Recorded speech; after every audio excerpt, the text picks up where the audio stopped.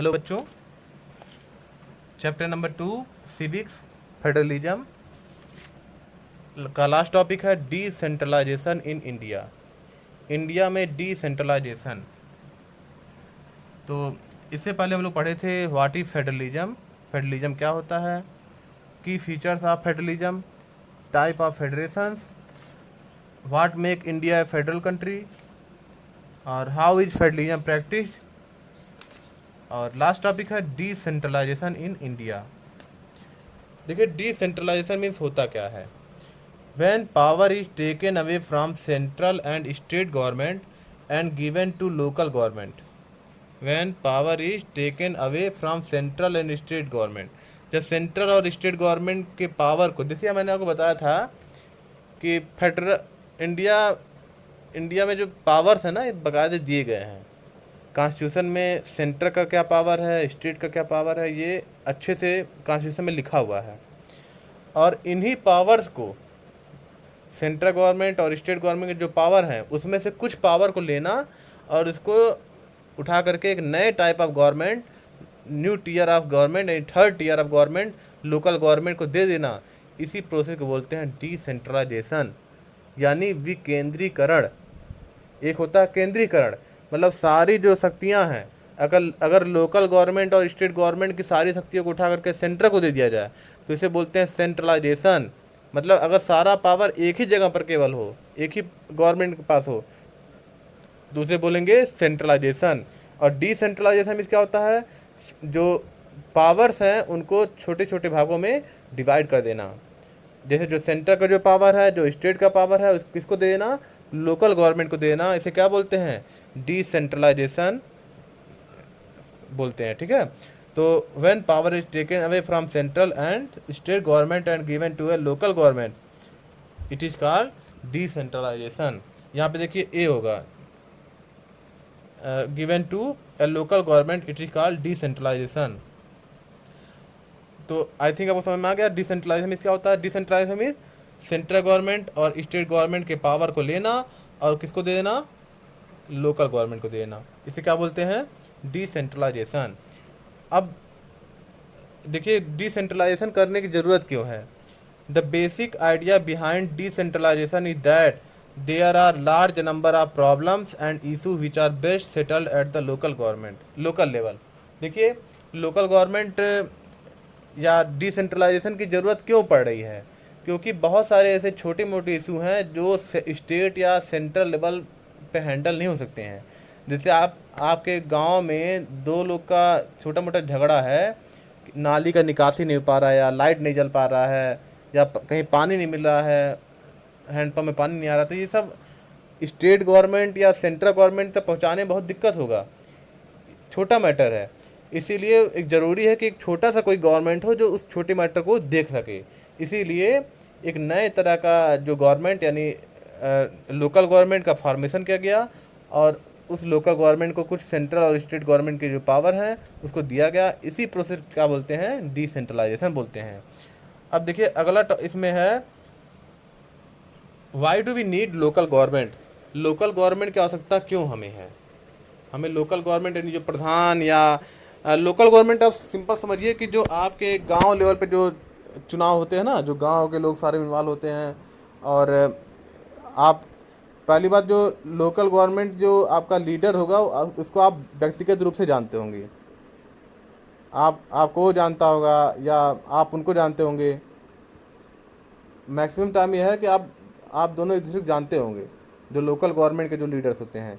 जबकि state government के जो लीडर होते हैं उसमें हर एक लोग से जो उनका लीडर है उनसे ज़्यादा कांटेक्ट नहीं होता है, और वहीं आप सेंट्रल में जाएंगे तो और कम कांटेक्ट होता है।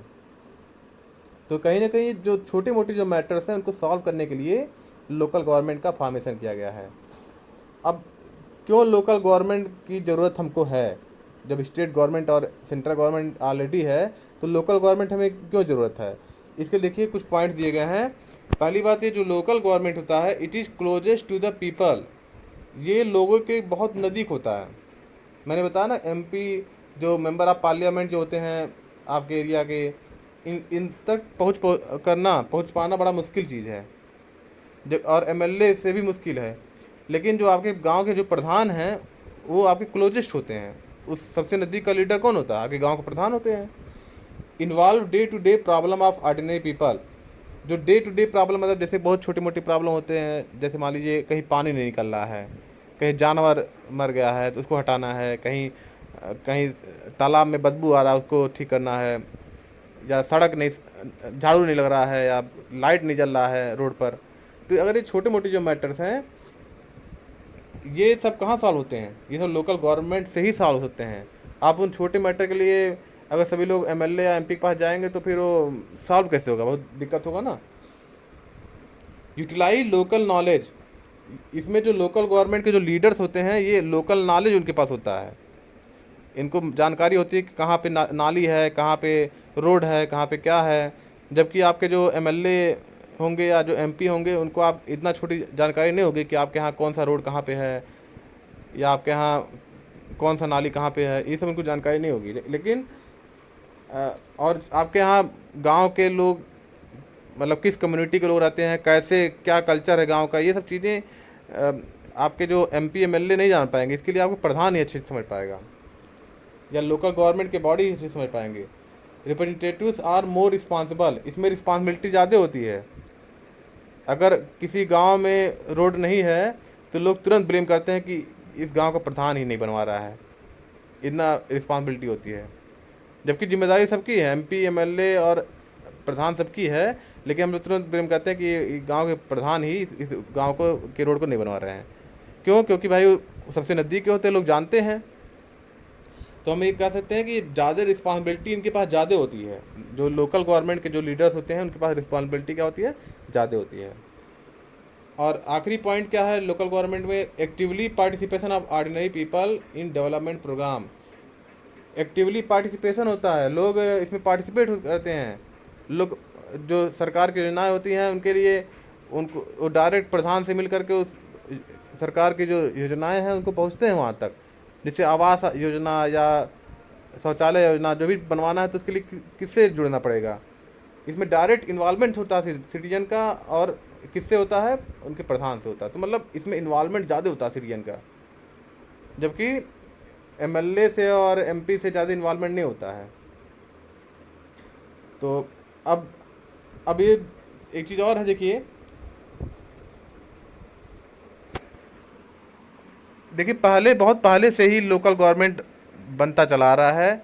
लेकिन जो पहले जो लोकल गवर्नमेंट थे, जो सरपंच हुआ करते थे, वो केवल नाम मात्र के सरपंच थे। वो केवल ज़्यादा क्योंकि उनके पास पावर ही नहीं था, कॉन्स्टिट्यूशनल प्रोविज़न उनके लिए नहीं था, केवल पोस्ट बस था कि हाँ ये सरपंच हैं, छोटे मोटे मुद्दे सुलझाएंगे। लेकिन उनके पास पावर बिल्कुल नहीं था, न कहीं से पैसा कमाने का कोई जरिया था। सरपंच जाते थे, रहते थे कि हमारे यहाँ ये प्रॉब्लम है, सुन लिए तो सुन लिए। लेकिन अब क्या है, कॉन्स्टिट्यूशनल प्रोविज़न उनके पास है, कॉन्स्टिट्यूशन ने उनको अधिकार दे रखा है। अब ये अधिकार पहले नहीं था, पहले केवल बस पोस्ट था कि हाँ पंचायती राज है, चुनाव हो रहा है, कहने के लिए चुनाव हो रहा है, लोग पद पे हैं, उस पोस्ट पर हैं। लेकिन अब जो है 1992 के बाद ही ये सब चीज़ें पावर्स जो उनको दिया गया, उससे पहले पावर या रेवेन्यू का सोर्स नहीं था। तो ना रेगुलर इलेक्शन होते थे पहले। तो 1992 में 2 अमेंडमेंट किए गए कॉन्स्टिट्यूशन में, संविधान के अंदर। संविधान जानते हैं आप? किसी भी गवर्नमेंट को रन करने के लिए कुछ नियम कानून होते हैं, उसे क्या बोलते हैं? कॉन्स्टिट्यूशन यानी संविधान बोलते हैं। तो भारत का भी क्या है? संविधान है। तो 2 अमेंडमेंट किए गए 1992 में लोकल गवर्नमेंट के फॉर्मेशन के लिए और उनको पावर देने के लिए, लोकल गवर्नमेंट के फॉर्मेशन के लिए। और पहले क्या था कि कोई स्टेट की मनमर्जी थी कि लोकल गवर्नमेंट बनाए चाहे ना बनाए, पहले भी था। और न तो रेगुलर इलेक्शन होता था, ठीक है। तो मतलब नाम के लिए बस लोकल गवर्नमेंट हुआ करता था, लेकिन उनके पास न तो कोई पावर था, न तो कोई सोर्स ऑफ रेवेन्यू था। लेकिन इन सब पावर्स को और सोर्स ऑफ रेवेन्यू को और हर एक स्टेट को मस्ट किया गया कि लोकल गवर्नमेंट फॉर्मेशन। ये पावर कब दिया गया? 1992 में, जब 2 अमेंडमेंट किए गए कॉन्स्टिट्यूशन में। कौन कौन से अमेंडमेंट? 73rd अमेंडमेंट, 73वां संशोधन। जैसे कॉन्स्टिट्यूशन में टाइम टाइम पे अमेंडमेंट होते रहते हैं, तो ऐसे ही जो 73वां जो संविधान में जो संशोधन हुआ वो किसके लिए हुआ? गाँव में लोकल बॉडी बनाने के लिए। लोकल बॉडी मतलब पंचायती राज का स्टेबलाइजमेंट करने के लिए, गांव में रूरल लोकल बॉडी बनाने के लिए 73वां संशोधन हुआ। और शहरों में लोकल बॉडी लोकल गवर्नमेंट बनाने के लिए कौन सा अमेंडमेंट हुआ? 74वां हुआ, 74th। इनका काम क्या था? इनका काम था, पहला काम था कि होल्ड रेगुलर इलेक्शन। इस अमेंडमेंट के द्वारा ये निश्चित किया गया कि अब पहली बात जो लोकल गवर्नमेंट केवल नाम के नहीं रहेंगे, अब उनको पावर मिलेगा और उनको सोर्स ऑफ रेवेन्यू मिलेगा, और उनका इलेक्शन अब क्या होगा? रेगुलर इलेक्शन होगा। ये नहीं है कि इलेक्शन एक बार हुआ तो उसके 20 साल बाद इलेक्शन हो रहा है, ऐसा नहीं है। इलेक्शन अब रेगुलर होगा। पहला चीज़ ये किया गया इस अमेंडमेंट में। पहला चीज़ क्या किया गया कि उन होल्ड रेगुलर इलेक्शन होल्ड करने का नियम तय हुआ। इसके अलावा इन लोकल गवर्नमेंट में ओबीसी, एससी और एसटी इनके लिए सीटों को रिजर्व किया गया। जो पिछड़े लोग थे, पिछड़ा वर्ग, शेड्यूल कास्ट, जो दलित वर्ग या शेड्यूल ट्राइब, ये जो वर्ग थे इनके लिए सीटों को रिजर्व किया गया कि इतने सीटों पर कौन चुनाव लड़ेगा, ओबीसी वाले या एससी वाले या एसटी वाले। इसके अलावा एक और चीज़ किया गया, at least 1/3 seat are reserve for women. देखिए, स्टेट गवर्नमेंट और सेंट्रल गवर्नमेंट में कोई रिजर्वेशन नहीं है कि कौन चुनाव लड़ सकता है, कौन नहीं लड़ सकता है, लेकिन लोकल गवर्नमेंट में बाकायदा रिजर्वेशन है वुमेन के लिए कि 1/3 सीटों पर वुमेन को चुनाव लड़ना ही लड़ना है। ठीक है, ये बस एक ही जगह पे फिक्स किया गया है, कहाँ पर? लोकल गवर्नमेंट में। अगर आप सेंट्रल गवर्नमेंट में जाएंगे तो वहाँ 10% सीट पर ही बस वुमेन होती हैं, कहने नाम मात्र के लिए। लेकिन लोकल गवर्नमेंट में आप जाएंगे तो 1/3 seat are reserve for women. 1/3 सीटें किसके लिए रिजर्व होती हैं? वुमेन के लिए। और चौथा देखिए, and independent institute the state election commission has been created to conduct its election. जो लोकल गवर्नमेंट का जो इलेक्शन टाइम पे होता रहे, इसके लिए एक अलग से एक संस्था बनाई गई जिसका नाम था स्टेट इलेक्शन कमीशन, जिसका काम क्या था कि टाइम पे जो लोकल गवर्नमेंट का जो इलेक्शन है वो होता रहे। ठीक है, इसके अलावा some powers and revenue of state government is shared with local government. कुछ पावर्स जो स्टेट गवर्नमेंट के जो कुछ पावर थे और जो रेवेन्यू के जो सोर्स थे, जो पैसा कमाने का जो, जैसे कुछ रेवेन्यू कुछ पैसा भी होना चाहिए ना लोकल गवर्नमेंट, केवल गवर्नमेंट बनाने से नहीं, कुछ रेवेन्यू का सोर्स भी होना चाहिए। तो कुछ पावर सेंट्रल गवर्नमेंट ने कुछ अपना पावर और कुछ रेवेन्यू का सोर्स किसको दिया? लोकल गवर्नमेंट को दिया। तो यही सब इस अमेंडमेंट में लिखा हुआ है। 73rd अमेंडमेंट किसके लिए है? शहरों के लिए, और गाँव के लिए 73rd वाला, और 74th वाला किसके लिए है? शहरों के लिए है। अब देखिए यहाँ पे देखिए 3 टीयर ऑफ गवर्नमेंट अब हो गया। पहले बस 2 ही टीयर ऑफ गवर्नमेंट हुआ करता था। अब टीयर 1 क्या है? यूनियन गवर्नमेंट यानी सेंट्रल गवर्नमेंट सबसे टॉप पे है। सेकंड क्या है? State government. सेकंड टीयर क्या है? सेकंड लेवल ऑफ गवर्नमेंट क्या है? स्टेट गवर्नमेंट है। और एक थर्ड टीयर ऑफ गवर्नमेंट बन गया क्या? Local government. अब हर एक स्टेट को लोकल गवर्नमेंट बनाना मस्ट हो गया। पहले क्या था, कोई स्टेट बनाता था, कोई स्टेट नहीं बनाता था। अब क्या है, हर एक स्टेट को लोकल गवर्नमेंट बनाना पड़ेगा और अपने स्टेट गवर्नमेंट का जो पावर है उसको लोकल गवर्नमेंट के साथ शेयर करना पड़ेगा। रेवेन्यू की भी व्यवस्था करनी पड़ेगी और साथ में रेगुलर इलेक्शंस भी होल्ड करना पड़ेगा। तो देखिए, लोकल गवर्नमेंट के 2 पार्ट होते हैं, म्यूनसिपाल्टी और पंचायत। म्यूनसिपाल्टी होता है शहरों में, ये 74th अमेंडमेंट के बाद बनाया गया, और पंचायत का पावर कब दिया गया? 73rd अमेंडमेंट में। पंचायत में देखिए, गांव में 3 तरह के इलेक्शन होते हैं। एक होता है विलेज लेवल का इलेक्शन, एक होता है कि ब्लॉक लेवल का इलेक्शन, और एक होता है डिस्ट्रिक्ट लेवल का इलेक्शन। जैसे आपके घर में जब मतलब आपके यहाँ जब चुनाव होता होगा, 3 तरह का इलेक्शन होता होगा। एक गांव वाला प्रधानी वाला, और एक इंटरमीडिएट पंचायत मतलब बीडीसी वाला, बीडीसी होता है ना जो ब्लॉक लेवल का, और एक होता है डिस्ट्रिक्ट जिला पंचायत सदस्य। 3 तरह का इलेक्शन होता है। एक प्रधानी, एक ये प्रधानी का जो एरिया होता है, यानी सरपंच बोल सकते हैं, प्रधान बोलिए या सरपंच जो होते हैं ये गांव लेवल तक के होते हैं, और उनसे बड़े लेवल पे होते हैं जिनके पास 2-3 गांव होता है उन्हें बोलते हैं बीडीसी, ठीक है, ब्लॉक लेवल पे होते हैं ये, मतलब कुछ 2-3 गांव मिला करके एक बीडीसी होते हैं, ऐसे कई बीडीसी होते हैं एक ब्लॉक में। और उन बीडीसी का जो हेड होता है वो क्या बोलते हैं उसको, जो बीडीसी का जो हेड होता है उसे बोलते हैं ब्लॉक प्रमुख, ठीक है।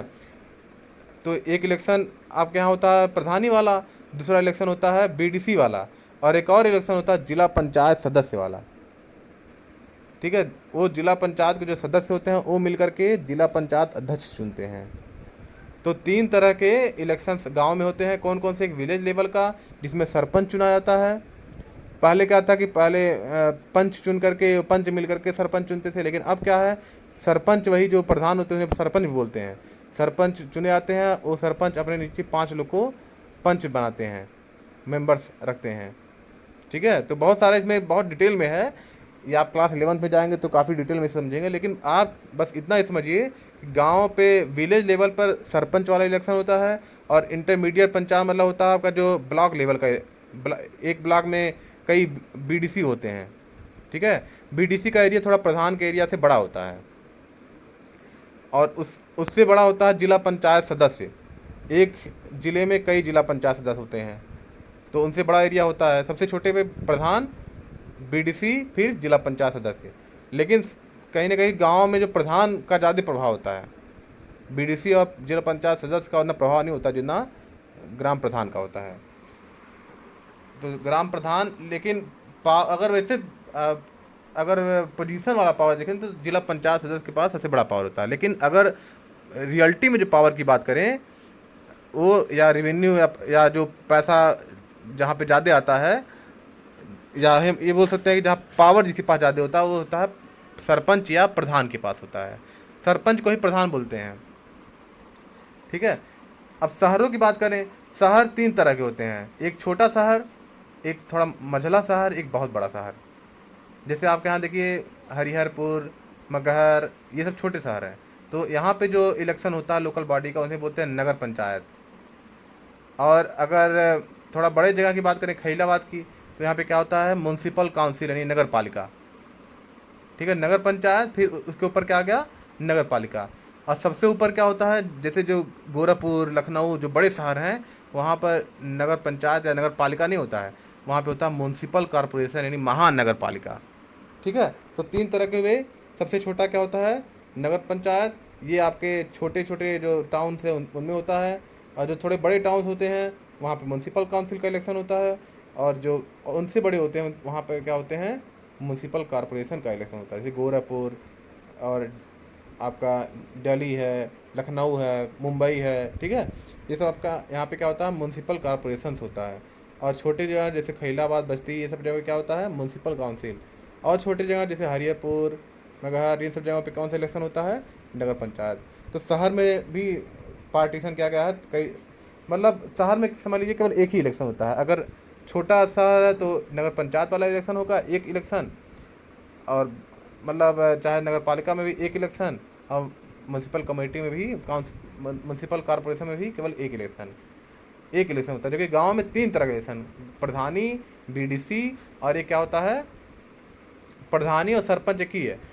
और सरपंच वाला, बीडीसी वाला, और एक क्या होता है, जिला पंचायत सदस्य। 3 तरह के इलेक्शन होते हैं।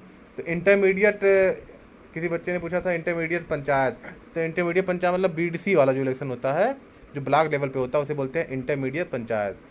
तो इस तरीके से लोकल गवर्नमेंट का फॉर्मेशन हुआ है। लोकल गवर्नमेंट में अभी भी बहुत समस्याएं हैं, कि जैसे पहली बात कि अभी भी रेवेन्यू का जो सोर्स है वो अच्छे से, रेवेन्यू सोर्स उनके पास अच्छे से नहीं मिल पाया है, डिफाइंड नहीं है, स्टेट गवर्नमेंट का हर जगह इंटरफेयर रहता है, ठीक है। तो ऐसे बहुत समस्याएं हैं। लेकिन फ़िलहाल 1992 के बाद बहुत सारे पावर सेंटर, जो स्टेट गवर्नमेंट का जो पावर था वो लोकल गवर्नमेंट को दिया जा चुका है। तो इस तरीके से चैप्टर ख़त्म होता है फेडरलिज्म। अब नेक्स्ट आपका अगला चैप्टर रहेगा। Thank you.